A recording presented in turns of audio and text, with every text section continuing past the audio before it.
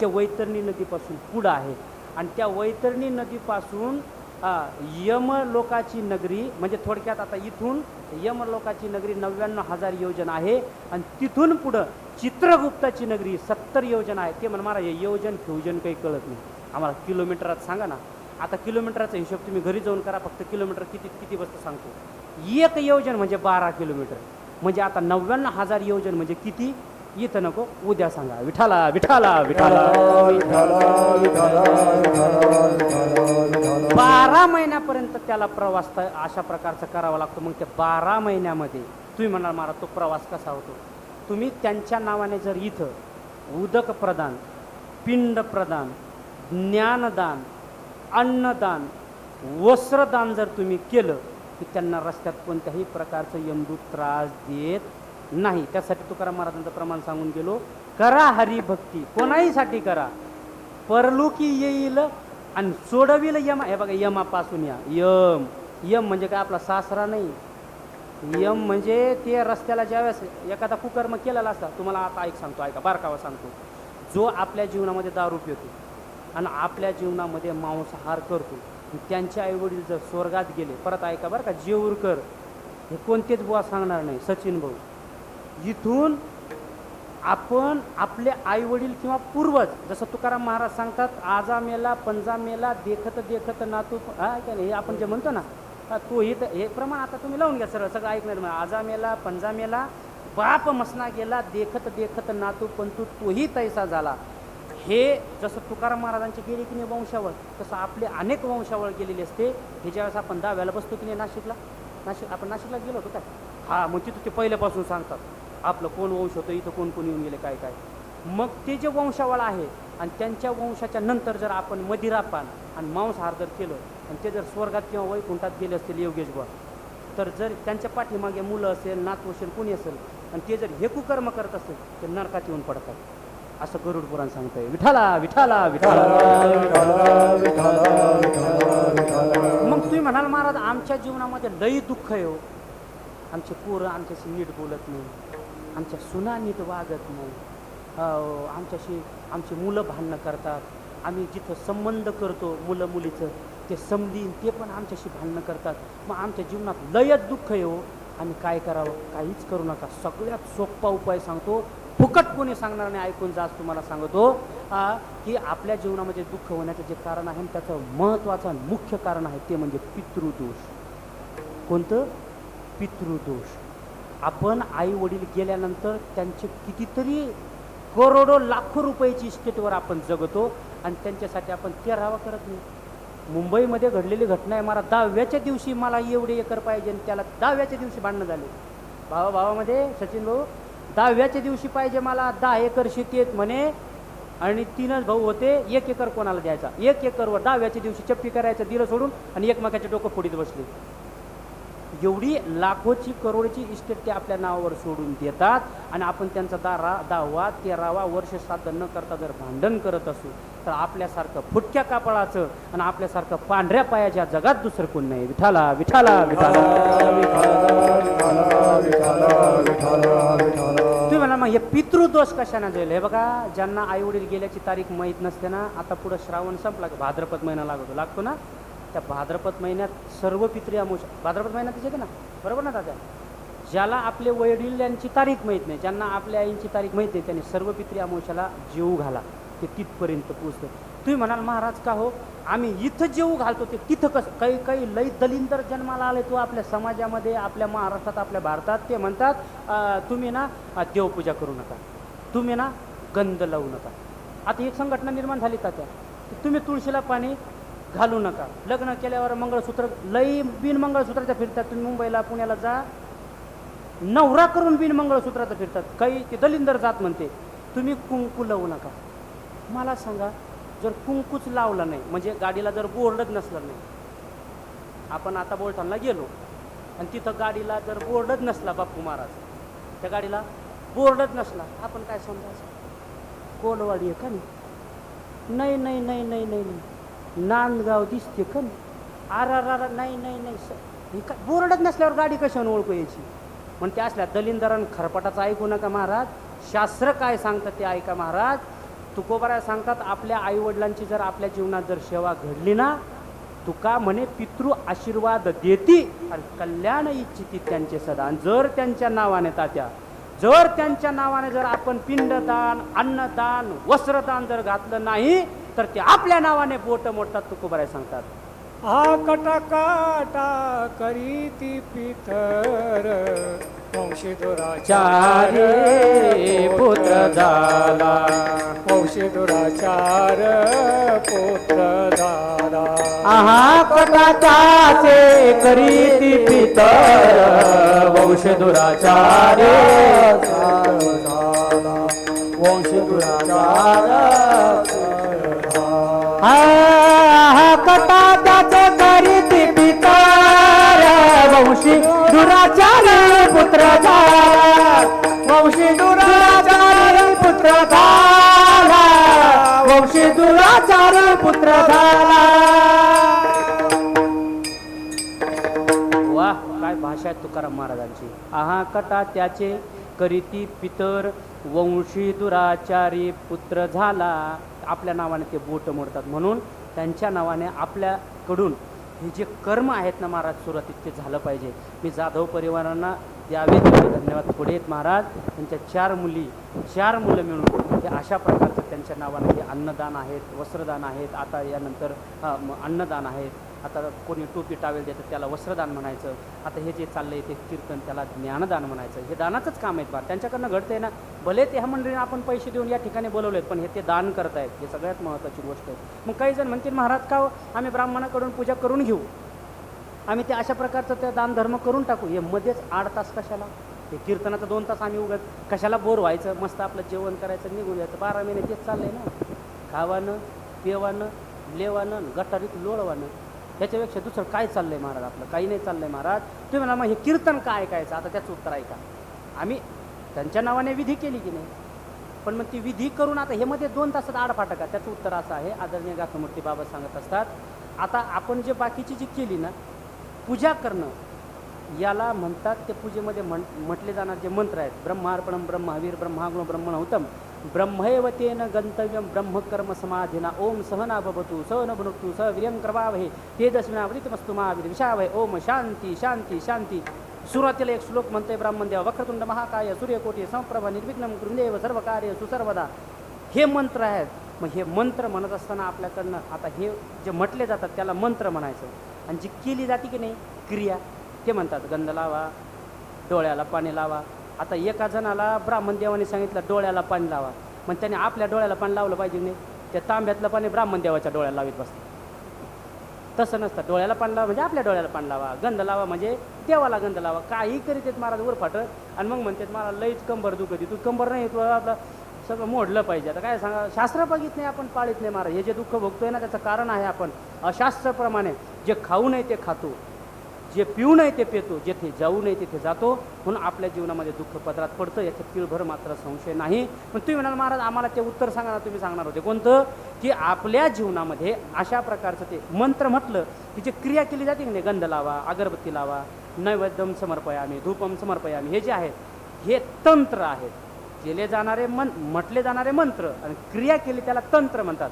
आणि मंत्र आणि तंत्रामध्ये जर यदा कदाचित प्रमाद घडला, आपल्या भाषेत प्रमाद म्हणजे चुका घडल्या, ते चुका आपल्याकडनं जरी झाल्या मग ते चुका माफ होण्यासाठी हरिकीर्तन आहे. विठाला विठाला विठाला तुकोबराय सांगतात, कुळी कन्या पुत्र होती जे सात्विक तयाचा हरिक वाटे देवा. गीता भागवत करीती श्रवण अखंड चिंतन विठोबाचे. तुका म्हणे मज घडो त्यांची सेवा, तरी माझ्या दैवा पार नाही. आपुल्या हिता जो असे जागता, धन्य माता पिता तयाच्या माता धन्य. जो कुळी कन्या पुत्र सात्विक होती तयाची माता धन्य, असं तुकोबराय सांगतात महाराज. मग तुम्ही म्हणाल महाराज मग आता हेच तुम्ही आम्हाला 10वा का करावा, 13वा का करावा, अगदी अशा प्रकारचं तुम्ही आम्हाला योजना सांगितले, सगळं सांगितलं, हे आम्हाला कळलं. आता हे कीर्तन झालं आपल्या मातोश्रींसाठी, मग आम्ही काय करायचं आमच्या जीवनामध्ये? आता ऐका ना, लय गोड उत्तर दिले तुकाराम. आता आपण काय करायचं? आता ती गेली व्यक्ती, त्यांच्याबद्दलचा आता इथून पुढं 1 वर्षाने वर्षश्राद्ध त्यांच्या नावानं करायचा. चांगले महात्म्याचे कीर्तन ऐकायचे जेणेकरून कानाला गोड लागेल, शास्त्र ऐकायला मिळेल, हे असले गबाळ्या गोबाळ्याचे ऐकू नका महाराज. सगळं आपली वारकरी संप्रदायाची अगदी खाली खुंचावली खाली गेली ना महाराज, तर आपल्याला काय ऐकावं आणि काय ऐकू नये हे सुद्धा कळायचं आपण दिलं हे सोडून. म्हणून ऐका, चांगलं शास्त्र वक्ता आणा. आणि आम्ही आता आळंदीतून आलेत महाराज, ज्ञानोबारांच्या नगरीतून आलो. मी शेवटी ज्ञानोबारांच्या जीवनातली एक कथा सांगणार आहे, ऐका. हे थोडंसं 5-10 मिनिटं अभंग सांगतो. तुम्ही म्हणा मला आता आम्ही आमच्या जीवनात काय करायचं. हे बघा, तुम्हाला सुद्धा तुमच्या जीवनातील अशा प्रकारचं दुःख जर घालवायचं असेल तर आपण तुकाराम महाराजांना विचारू का हो, आम्ही आपल्या जन्मामध्ये आमच्या जन्माला आम्ही तर आलोच, मग आता आम्ही काय करायचं याचं उत्तर तुकोबरा अभंगाच्या पहिल्या.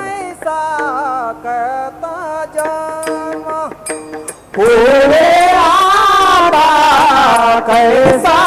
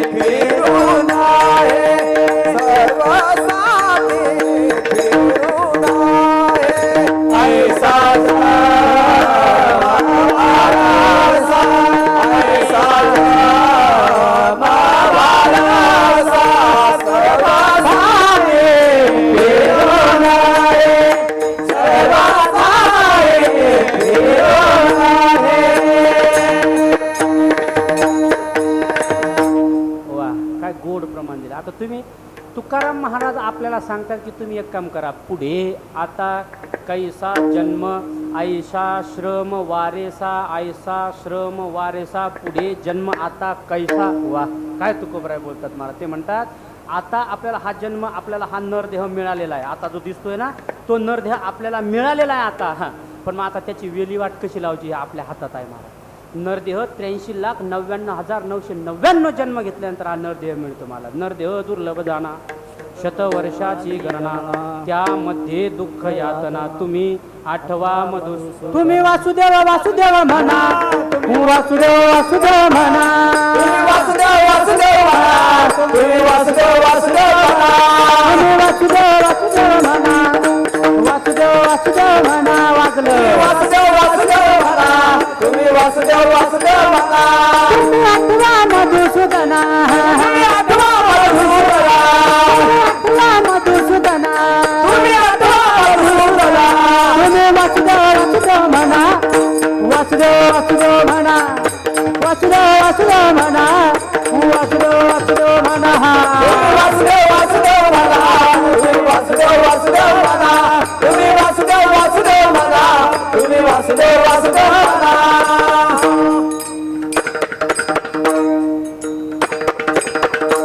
वा योगेश महाराज, काय गोड. एकदा टाळ्या वाजवा. हा, लय गोड हात आहेत महाराज, लय. यांचा हात पाहिल्यानंतर मला असं वाटतं ये हात मुझे दे दे ठाकूर, आहे की नाही, आठवलं असेल तुम्हाला. लय गोड आहेत महाराज. ही मंडळी आपल्याला भाग्याने आपल्याला महिन्याची वारी करतात महाराज पंढरपूर आळंदीची. हे लय वारकरी माणसं आहेत. आपल्याला कलाकार लय मिळेल हो योगेश बा, सचिन बा, पण वारकरी माणसं आपल्या या ठिकाणी या भूमीत यावं लय मोठं भाग्य आहे महाराज. आळंदी पंढरपूरची वारी करणारी मंडळी जुनी माणसं आहेत महाराज. लय गोड गोड म्हणणारी म्हणतील आपल्याला, पण पाठांतरवाले कुठून सापडत नाही. हरिपाठ म्हटला, काही लोक चाल म्हटली की ते आपलं असं मुके बसते, त्यांचे काय मुके घ्यायचे तुझं मुकेच बसते, म्हणजे काहीच माहीत नाही. असं नाही महाराज, हे अगदी पाठांतरवाली मंडळी आहेत, गोड मंडळी आहेत महाराज. तुकोबराय आपल्या काकड्याच्या अभंगामध्ये आहे की तुम्ही आठवा मधुसूदन, नरदेह दुर्लभ जाना, हे दुर्लभ शरीर आहे महाराज. 83,99,999 जन्म घेतल्यानंतर हा नरदेह प्राप्त होतो. आपल्याला अनेक गोष्टी परत परत परत परत मिळेल, पण नरदेह परत मिळणार नाही. सांगू तुम्हाला एक शास्त्राचा श्लोक संस्कृतमध्ये, ऐका. पुनर्वित्तम पुनर्मित्रम पुनर्भार्या पुनर्मही एतत् सर्व लभ्यम नश्शरीरम पुनः पुन्हा. वा, काय शास्त्र आहे महाराज. शास्त्रकाराला काय शास्त्राची भाषा आहे महाराज. पुनर्वित्तम, पैसा जर एखाद्या वेळेस गेला तर कष्ट करून मिळवता येईल. पुनर्वित्तम, पुनर्मित्रम एखादा रुसला तर दुसरा आपल्याला बनवता येईल मित्र. पुनर्मित्रम. पुनर्भार्या एखादी माता माऊली आपल्या जीवनातली म्हणजे पत्नी गेली तर दुसरी करता येईल. करतात 2 काय 4 पाहिलेत मी, करता येईल आपल्याला. पुनर्वित्तम, पुनर्मित्रम, पुनर्भार्या, पुनर्मही जमीन जर एखाद्या वेळेस गेली तर कष्ट करून जमीन पण पुन्हा आपल्याला मिळवता येईल. पण नश्शरीरम पुन्हा येतात सर्व लभ्यम, हे 4 गोष्टी सर्व लभ्यम नश्शरीरम पुन्हा आपल्याला शरीर पुन्हा मिळणार नाही महाराज. काय गोड वाक्य महाराज शास्त्रकाराचं, काय शास्त्र गोड आहेत महाराज. मी म्हणतो एवढं संत महात्म्यांनी आपल्याला अभंग ओव्या एवढं शास्त्र बनवून ठेवले तरी काही लोकांना कीर्तनात गाणंच कसं म्हणावं वाटतं. मला त्यांच्या गळ्यात पडून रडावं वाटतंय. विठाला विठाला नरदेव भेटला ना महाराज त्याचं कल्याण करून घ्या. एकदा आपण करतो विचार, सारासार विचार करा उठाउठी आणि नाम धरा कंठी. आपण विचार करतो पण आपलं चांगलं व्हावं असं विचार नाही करत आपण. बाकीचे तरी काम तिकडे विचार करतो. तुम्ही म्हणाल काय विचार. एक जण असं ओट्यावर बसला होता लिंबाच्या गावाच्या बाहेर. विचार काय करतो आपण, गावाच्या बाहेर असं ओट्यावर बसला आणि तिथून सगळी जनावरं रानात जायची तात्या. कशाला? चरायला. मग हा रोज विचार करायचा, हे रानात जातात चरायला. येताना पण तो विचार करायचा, हे रानात जातात चरायला. त्याने असं निरखून पाहिलं, एक म्हशीचे शिंग असे शंकराला शिंग. आदरणीय गाथामूर्ती बाबा सांगत असतं बरं का, असे शिंग होते. विचार काय करायला पाहिजे आपण ते सांगतो मी. आपण काय विचार करतो, संत महात्मे काय विचार करतात, देव काय विचार करतात, आपले विचार कसे बघा. आता ते चरून आल्यानंतर त्याने पाहून द्यायचं ना सोडून. 6 महिने विचार करीत होता. काय? म्हशीच्या शिंगामध्ये डोकं कसं जाईल. किती? 6 महिने म्हशीच्या डोक्यात शिंग. आता हे विचार आहे का? चांगलं आहे की सारासार विचार करा उठाउठी नाम धरा कंठी, हे ठीक आहे. पण आपला विचार काय?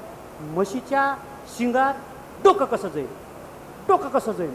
त्याचं डोकंच पिकलं महाराज. आणि त्यांनी दुसऱ्या दिवशी सकाळी लावतो ना आपण दाताला, काय हां ते काय हे आता आपल्याकडे लावतो ते सगळं नाही. हां ते लावत बसला तो, असं बारीक केली त्याने, चुना पण लावला थोडा, राशीत बसला. आणि ती चरायला गेली जनावर. त्यांनी पिंडी आणून ठेवली गवताची. ते म्हणे आज आपल्याला हे प्रयोग काही झालं तरी करायचे. आणि गवताची पिंडी त्यांनी योगेश बुवा त्या म्हशीच्या समोर ठेवली. आता हिरवा चारा पशु भांबावे ज्ञानोबराय म्हणतात. हिरवा चारा पाहिल्यानंतर साहजिकच कोणताही अशा प्रकारचा पशु प्राणी त्या चाऱ्यापर्यंत जाईल. आणि ती म्हशी ती चारा खायला लागली बरं का भाऊ. चारा खायला लागली. चारा खात असताना त्यांनी खाली डोकं केलं. तेवढ्या त्यांनी आपला समय सूचकता साधली. त्यांनी असं मागं गेला, दोन्ही पाय केले आणि योगेश महाराज त्याने असे जोरात उडी टाकली. आणि मग त्या शिंगामध्ये तो काय पाहता माझ्याकडे तुम्ही, गुतला ना तो. आता गुतल्यानंतर मला सांगा, त्या म्हशीच्या डोक्यावर पडल्यानंतर म्हशीला वाटलं आबाळच पडलं माझ्या डोक्यावर. ती म्हशी इथून नीट निघाली तांदूळवाडीला. तांदूळवाडीवरून ती नुसती सरळ इकडं परत यायला पाहिजे जेऊरला. नाही पेडक्याच्या घाटात गेली. पेडक्याच्या घाटातून ती कोणत्या गावाला थांबले होते तुम्ही? आवराळाला ती गेली. आवराळ्यातून ती जेऊरला गेली. आता संध्याकाळ झाली ना महाराज, तेवढ्यात ती तांड्यात आली. थकली ती आणि ती हुसकारा म्हणतो ना आपण, ते असं करायला लागली. आणि तिने सहज अशी खाली मान टाकली. तो सटकन बाहेर निघाला. जसं कोकराचं झाकण कसं निघतंय तसं. आणि दिवसभरात त्याची थालीपीठ झाली. इथून काय पाहता माझ्याकडे जेऊर असा साळला गेला. असा एक अशी एक हाडं दिसायला लागली होती. असा लाल बंब झाला होता ते. आल्यानंतर महाराज मग ते काही जाणकार लोक, ते अशा बाबासारखे तात्यासारखे असे नानांसारखे वैचारिक लोक, जे तत्वचिंतन तत्चिंतनम तत्कथनम अन्योन्यम तत्प्रबोधनम एतदेक परत्वंच ब्रह्माभ्यासम विदुर्बुधा असे विचार करणारी मंडळी, थोर मंडळी, त्यांनी हळूच जाऊन त्याच्या कानाजवळ सांगितलं, का रे भाऊ आज थोडा विचार करायचा. ते म्हणे 6 महिने विचार करीत होतो. 6 महिने विचार करीत होतो. 6 हे विचार कामाचा आहे होय. 6 महिने विचार करून झालं काय? थालीपीठ काय पाहताय माझ्याकडे तुम्ही. असलं विचार काही कामाचं नाही. तुकोबराय सांगतात महाराज, पुढे आता कैसा जन्म ऐसा श्रम वारेसा सर्वथाही फिरो नये ऐशी सोय लागली. दुसरं चरण झालं. मग आपण या जन्मातून त्या जन्मात, तुम्हाला सांगू आपल्याला कोणते जन्म मिळतात महाराज. आपल्याला हे जन्म जर सोडला तर आपल्याला पुढं आपल्याला मनुष्यच जन्म मिळेल. कोण सांगितलं महाराज? कंती ते न करा, कंती ते न करा, कंती ते न करा.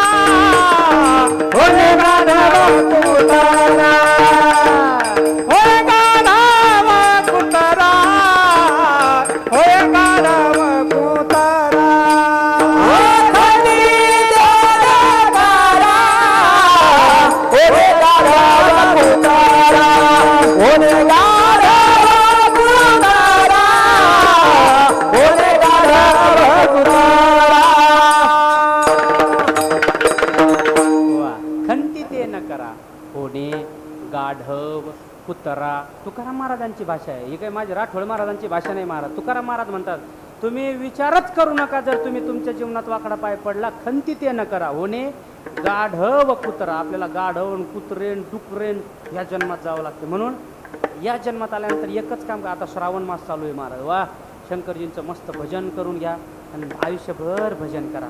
तिथं गेल्यानंतर तुमच्या बँकेत किती पैसे आहेत नाही विचारित, कोण? माझा सासरा यमराज, तो विचारतो तुमच्याकडे किती पैसे बँक बॅलन्स आहेत, किती बंगले बांधले, लोकांचे बांध कोरू कोरू किती गहून बाजरे काढले, असलं नाही विचारित ते. तिथं म्हणतात नामस्मरण कोण केले, किती केले, तुमच्याकडे नामस्मरणाची पुंजी किती आहे, हरिमुखे म्हणा, हरिमुखे म्हणा, पुण्याची गणना कोण करी, नामसंकीर्तन साधन पै सोपे, जळतील पापे जन्मांतर, रे रे आहे तिथं, रिची नाही येतं, रे जन्मांतर, एवढं पुण्य तुमच्या पदरात आहे काय. मग तेथे नचले काही, सत्ता संपदा राहील ठाईचे ठाई, पुढे संचित जाईल काही, तुका म्हणे दैया माझा, जव काळ से दूर ठेला, जव काळ से ठेला. वा काय गोड प्रमाणात महाराज. मग तेथे नचले काही, सत्ता संपदा राहील ठाईचे ठाई, पुढे संचित जाईल ग्वाही, तुका म्हणते यमाज्ञा. यमाची अशी आज्ञा आहे बुवा की पुढं गेल्यानंतर आपल्याला तिथं मग तेथे सत्ता संपदा काहीच चालत नाही. मग जेव्हा काळ असे दुरी ठेला, तोपर्यंत आपल्या जीवनात वेळ आहे ना, तोपर्यंत भजन करून घ्या महाराज. तुकाराम महाराज, माझी मदत झाली अनावर वाचा आणि छंद या नामाचा घेतला. असे काय महाराज तुकाराम महाराजांनी नामस्मरण करावं. दोन्ही हात तुटले होते. कोणाचे? दोन्ही हात तुटले होते महाराज, दोन्ही हात. तुम्ही म्हणा महाराज ते डॉक्टर होते त्यावेळेला? न होते, पण ते दोन्ही हात परत आले. कशाच्या जोरावर? नामस्मरणाच्या जोरावर. ऐका ना महाराज, त्या आपल्या जीवनामध्ये जनाबाईच्या ज्या गौऱ्या होत्या की नाही, गौऱ्या, त्या गौऱ्या विठ्ठल विठ्ठल म्हणत होत्या. त्याच्या पुढे जाऊन सांगू, तुकाराम महाराज ज्या वाटाला जायची की नाही, त्या वाटाची अशा प्रकारची जी माती होती ती विठ्ठल विठ्ठल म्हणत होती. त्याच्या पुढे जाऊन सांगू, जे चोखोबराय होते ना, त्यांची हाडं विठ्ठल विठ्ठल म्हणत होती. आपलं थोबाडं विठ्ठल विठ्ठल म्हणत नाही. आपल्यासारखं दुर्दैवी आणि आपल्यासारखं पांढऱ्या पायाचे आपणच येते, विठ्ठल विठ्ठल विठ्ठल विठ्ठल विठ्ठल विठ्ठल. मग तुम्ही म्हणाल महाराज का हो, पुढे आता कैसा जन्म ऐसा श्रम वारेसा, अशा प्रकारच्या जन्मातून दुःख करणारा जन्म पुन्हा मिळणार नाही. आम्ही सर्वतही पिरो नये अशी सोय आणि अशा प्रकारचा आपल्याला नरदेह प्राप्त झालेला आहे. मग आम्ही नेमकं काय करायचं? अभंगाचं तिसरं चरण. पांडुरंग ऐसे नाव, पांडुरंग ऐसे नाव, पांडुरंग ऐसे नाव, पांडुरंग ऐसे नाव, पांडुरंग ऐसे नाव, पांडुरंग ऐसे नावा, पांडुरंग ऐसे नाव, पुढे म्हणा, पांडुरंग ऐसे नाव, तारु भाव असता, तारु भाव असता, तारु भाव असता, तारु भाव असता, सर्वथाई फेरो नाही, सर्वथाई फेरो नाही, सर्वथाई फेरो नाही, सर्वथाई फेरो नाही. वा, सचिन महाराजांनी गोड चाल म्हटली महाराज. पांडुरंगा ऐसे नाव, पांडुरंगा ऐसे नाव. लय गोडा, लय गोडा वाजता. पांडुरंगा अशी नाव म्हणजे तुम्ही ती पांडुरंगा रूपी नाव घ्या किंवा पांडुरंग रूपी असणारा स्वरूप घ्या. काय घ्यायचं ते तुम्ही घ्या. पांडुरंगा आईशी नाव आणि तारू भाव असता. भगवान महायोग पीठे तटे भीमरथ्यां वरम पुंडरिकाय दातु मुनींद्रैः समागत्य तिष्ठन तमानंद कंदम परब्रह्मलिंगम भजे पांडुरंग. भगवान परमात्मा सांगतात मी तारण्यासाठी कंबरे एवढ्या पाण्यात उभा आहे बा, एवढंच पाणी आहे तुम्हाला, मी संसाराच्या पलीकडे तुम्हाला नेईन, याच्यात तिळभर मात्र संशय नाही. आणि तुमचे जे जन्माच्या आणि मरणाच्या ज्या खेपा आहेत मी चुकवीन, याच्यात तिळभर मात्र संशय नाही. अभंगाचं शेवटचं तुका चरण. म्हणे चुकते बापा, तुका म्हणे चुकते बापा, तुका म्हणे दुःख बापा, तुका म्हणे दुःख बापा, तुका म्हणे चुकते बापा, तुका म्हणे चुकते बापा, तुका म्हणे चुकते बापा, तुका म्हणे चुकते बापा.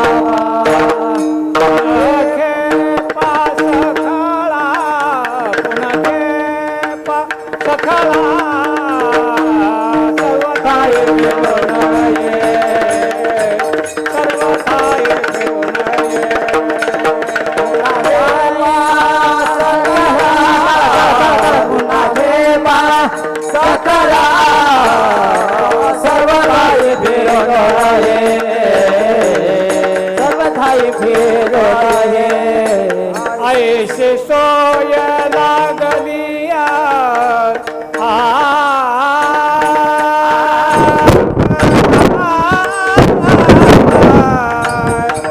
ऐशी सोय लागलिया लागलिया ऐशी सोय ऐशी सोय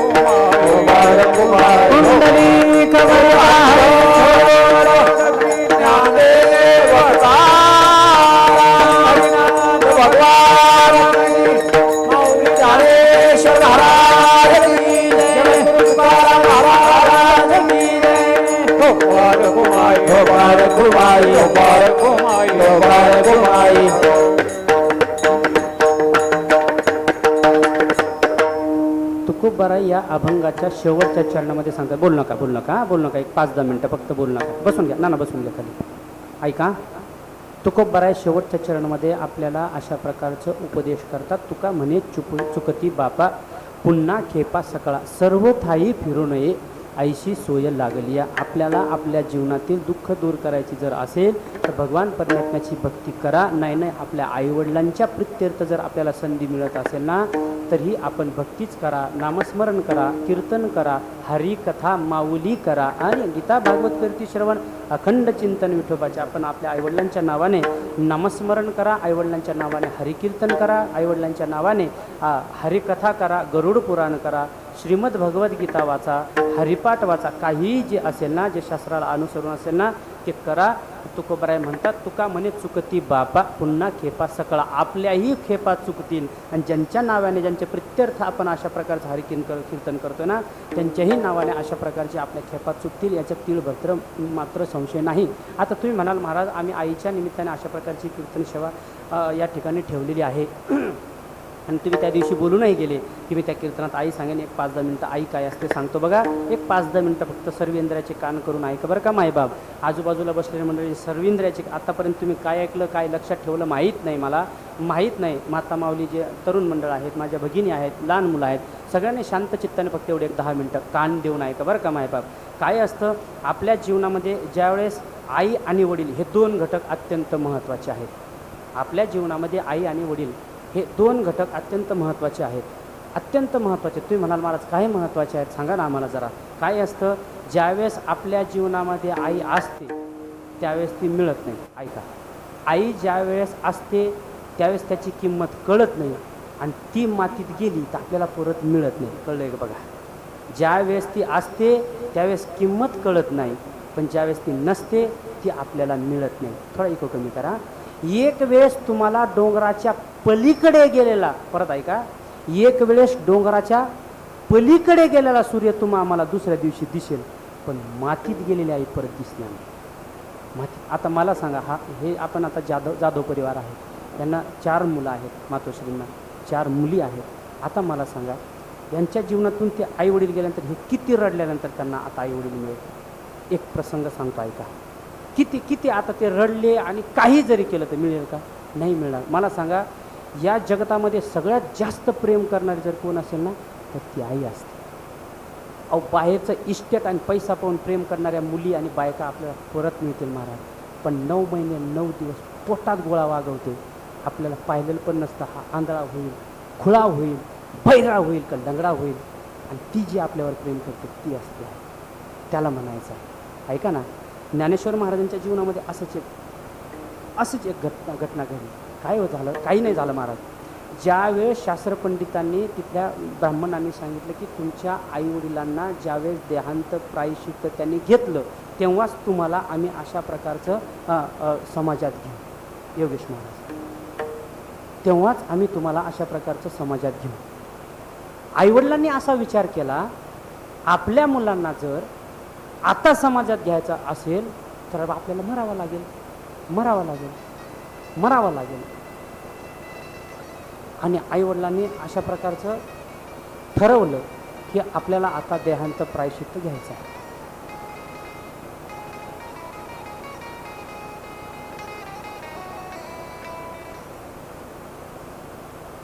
आणि संध्याकाळची वेळ होती. मुलं लहान होते. निवृत्ती दादा, सोपान काका, मुक्ताबाई, ज्ञानोबाराय, हे लहान मुलं होती महाराज. आणि लहान असल्यामुळे मग घरात त्यांना आधार आई आणि वडीलच. आणि समाजाने सांगितलं आता तुम्हाला मरावं लागतंय. आणि आई वडिलांनी निर्णय घेतला आता आपल्याला राहायचं नाही. आळंदीवरनं, आता काही जण म्हणतात की ज्ञानोबारायांचे जे आई वडील होते विठ्ठलपंत आणि रुक्मिणी माता, त्याने आळंदीच्या डोहात म्हणजे इंद्रायणी अशा प्रकारची उडी टाकली. हे साप चुकीचं आहे. ते तिथून जाऊन प्रयागला, म्हणजेच काशीच्या जवळ जे प्रयाग आहे, गंगा यमुना सरस्वतीचं जिथं अशा प्रकारचं संगम आहे, तिथं जाऊन त्यांनी अशा प्रकारचं आपला देहत्याग केला. देहत्याग केल्यानंतर संध्याकाळी मुलांना ते झोपवून गेलेले होते, म्हणजे झोपीतच गेलेले होते. आता निवृत्तीदादा हे समजदार असल्यामुळे त्यांचे आईवडील आता निवृत्तीदादाच म्हणजे निवृत्तीच. पण जी 7 वर्षाची नव्हती त्यावेळेस आईवडील गेले. मुक्ताबाई 3.5 वर्षाची मुक्ताबाई होती. 2.5 वर्षाची मुलं आता बोलतात. सकाळी आता मला सांगा, निवृत्तीदादांनी उठल्यानंतर, सगळ्यात अगोदर मोठा व्यक्ती आपल्या घरातलं उठतो, उठल्यानंतर निवृत्तीदादांनी इकडे तिकडे पाहिलं. आता आईवडील आपल्याला दिसणार नाही. त्यांनी इकडे तिकडे इंद्रायणीच्या डोहावर पाहिलं. आता आईवडील नाही आहे. त्यांना कळालं की काल आपल्या सभेमध्ये सांगितलं गेलं की आईवडील देहांत प्रायश्चित घेतल्यामुळे आम्ही तुम्हाला, जर त्यांनी घेतलं तरच आम्ही तुम्हाला समाजात घेऊ. आता आईवडील याचा अर्थ गेले असं म्हटल्यानंतर निवृत्तीदादांनी आपल्या अंतःकरणामध्ये जे आसरू होते ना ते आतमध्येच घेत होते. तेवढ्यात ज्ञानोबाराय उठले. ज्ञानोबारायांनी हळूच विचारलं, दादा दादा आईबाबा दिसत नाही रे. निवृत्ती दादा न बोलता निवृत्ती दादांच्या अंतःकरणातलं जे भाव होतं ते ज्ञानोबारायांना कळालं की निवृत्ती दादांना काय म्हणायचं आहे. त्यांनी पण जे आसुर होते आतमध्ये अशा प्रकारचं त्यांनी दाबून धरले. त्यानंतर सोपान काका उठले आणि ज्ञानदादाला विचारतात, ज्ञाना आईबाबा दिसत नाही रे. आता तर ज्ञानोबारायांचा जो अंतःकरणातला जो विरहाचा जो अशा प्रकारचा भाव होता त्याचा बाण फुटला आणि ज्ञानोबारायांच्या डोळ्यातून न कळत अश्रू बाहेर निघाले. आणि आता ऐका ना, सगळ्यात महत्त्वाचा घटक म्हणजे मुलगी. सगळ्यात जास्त जर प्रेम कोणाचं असेल ना आपल्या आईचं, तर त्या मुलींवर असतं. मुलगी आपल्या घरी आल्यानंतर कांदा द्यायची वस्तू नाही महाराज, पण ती कांदा बांधून देते, ती लसूण बांधून देते. एवढंच नाही, घरात असलेली उरलेली मिठाची पुडी ती बांधून देते. ती असते आई. आणि ती मुक्ताताई उठली आणि दादाला म्हणते, नाना आई कुठे आहे रे. आता काय उत्तर देणार, त्या निवृत्ती दादा, त्या सोपान काकांनी ज्ञानोबारायांनी त्या मुक्ताताईला आता काय मुक्ताबाई सांडिती शरीर सोपान मुक्ताबाई सांडिती शरीर सोपान मुक्ताबाई सांडिती शरीर सोपान मुक्ताबाई सांडिती शरीर मती धारा धारा निवृत्तीसी मती धरा धरा निवृत्तीसी सोपान मुक्ताबाई सांडिती शरीर सोपान मुक्ताबाई सांडिती शरीर. मुक्ताबाई म्हणते, दादा आई कुठे आहे रे. असं म्हटल्यानंतर ज्ञानोबारायांनी सांगितलं, मुक्ते आता आई वडील आपल्याला कधीच दिसणार नाही. आता आपल्याला आईवडिलांना जर पाहायचं असेल ना मुक्ते, तर आपल्याला पंढरपूरला जावं लागेल. तो विटेवरचा असणारा बाप तोच आपला बाप. आणि ती रुक्मिणी आई म्हणजेच आपली आई. मला सांगा ना, आपल्या मुलासाठी जी देहत्याग करते तिला म्हणतात आई. आपल्या मुलासाठी जी मरते ना तिला म्हणतात आई. म्हणून तुकोबराय म्हणतात, लेकुराचे हित वाहे माऊलीचे चित्त माऊली